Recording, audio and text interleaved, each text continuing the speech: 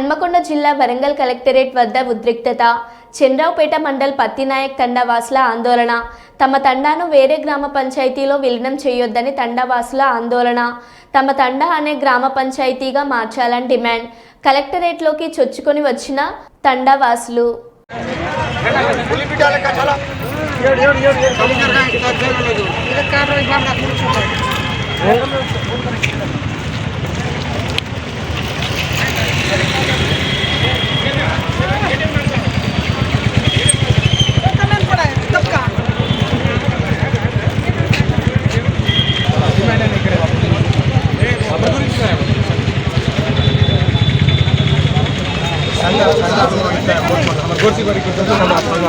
Madam బయటకు పోతున్నాం.